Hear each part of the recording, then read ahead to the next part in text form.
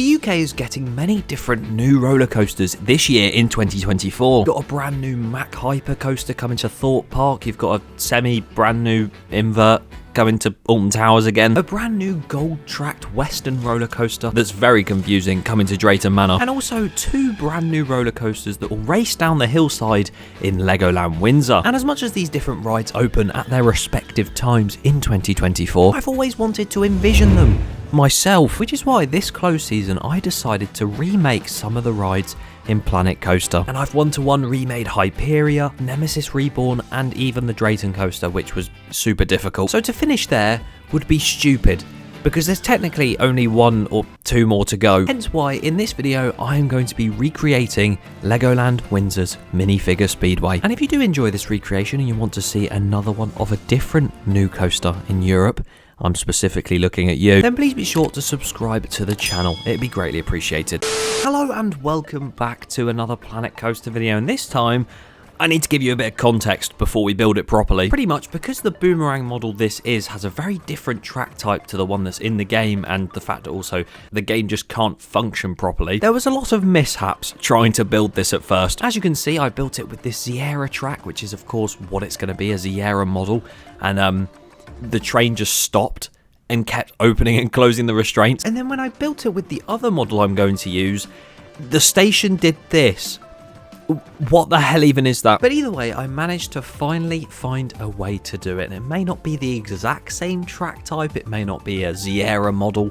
As you can see, we are using the Schwarzkopf version. But as you can see at the bottom on the track selection screen, there is a second and third track type on this coaster model, and the third track type looks a lot like that Sierra track, where it's kind of just got the 2 beams and then the crosses in the middle. Really good explaining that. But as you can see, we have started the final sort of rendition of it, because this is actually going to be the track that I use for this coaster.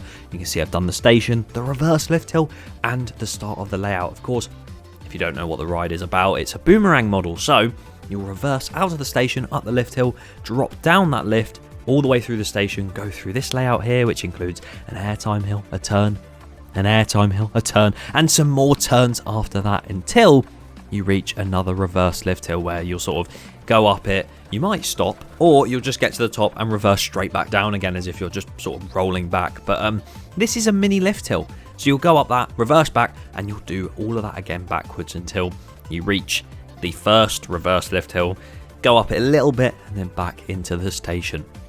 One problem with this is because the tracks run simultaneously, parallel, side by side.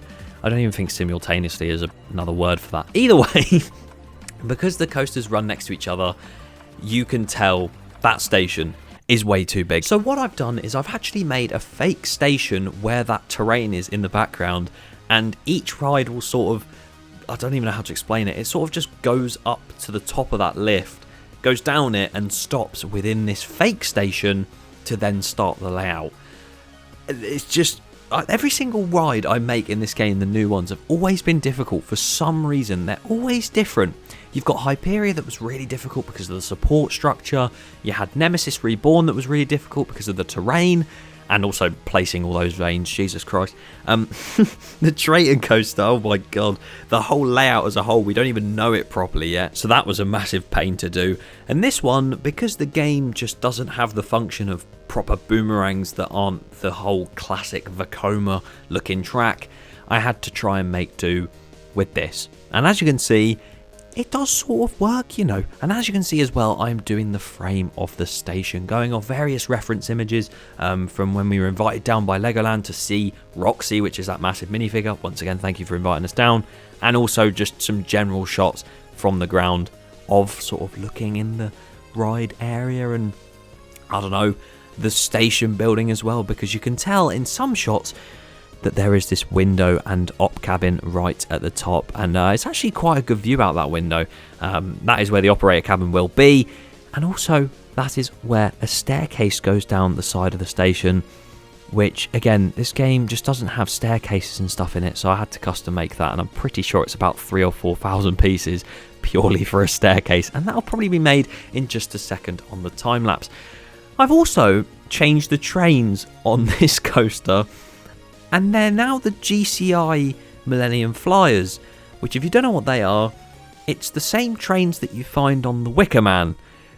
This obviously isn't a wooden roller coaster, so why have I done that? Basically, it just looks like the Sierra family coaster trains, I guess, because the other ones you have in the game, you either get a dragon, a monster, or some weird cat-looking thing. I'm not using a dragon on this. It's not the Dragon Part 2 or Part 3, because they already have 2 coasters that are called the Dragon of some sort. I'm not making a Part 3 of that, so I've stuck those trains on, and they look decent. I'll take it. Here's where that staircase begins, all made out of beams, because you can actually be really accurate with some of these beams, but they just take so many pieces to get it to look right, as you'll find out later with another piece of this. Roxy, basically. And I'm making a little doorway at the bottom of the station, which is there in real life. Yeah. Wow. Look at my stair work. And now you can see my station work, because as you can see, because it's a fake station, I am now going to be making, this is my first time ever doing this, a sort of fake cattle pen. No, what are they called? Air gates. That's the word. I always forget what they're called. One time I called them turnstiles, not air gates, because that really makes sense. But I'm making my fake version of them to sort of go with the station look and sort of make it look like a real station, funnily enough. And I think I did quite well with it. I mean, for the first time, it is not bad at all, and it doesn't look out of place, and it's not exactly going to function, so it didn't really need to be perfect. But you know what? It looks good. And now it's time to look at my support work, because I've done a bit more foundations on that station building. Not complete yet. And now I'm just going to do all the supports, and there are so many of them on this thing. Genuinely, there is so much duplicating to do. You don't see it all in this video, because why would I show that? It'd be boring. But I do a couple supports here, and they're the more custom ones. Most of them are literally just the same supports over and over and over again. And I don't mind that, but at the same time, it's bloody annoying to do. And here comes the main test of my building skills in this project. Although I say main test, the whole thing of making this ride functional was a test in itself. But this is a bigger test to try and work out. I'm now building Roxy, the 30-foot tall Lego minifigure. It weighs 6 tons in real life, and as much as I said that it was only 30 feet tall, it does actually look really good, and also quite tall on the hillside next to this coaster. I don't think it is taller than the coaster, I think it's just below it, but it does look one hell of a masterpiece. I'm a master builder of Lego, and as you can see, I am master building it in Planet Coaster. The head looks so weird. Everything looks so weird until it's actually fully done, and it's still not fully done even when I'm speaking right now. Hopefully, and I know it will be done by the next episode of this. This would take a long time if I did it with just beams, so a lot of it was art shapes, as you can see by the torso and the arms and stuff. Art shapes, of course, are the ones built into the game, but this helmet had to be done with a lot of different beams and stuff, like I did with that staircase over there, because I just couldn't get the shape right with art shapes. They're too big. But eventually, I moved on to the visor. Of course, Roxy does have a visor over her head on the helmet. And again, that is also massive, to be fair. It adds quite a lot of detail to that thing, though, as there is a lot of detail on the sort of jumper torso area, which I'm going to be doing very soon. I actually start it now.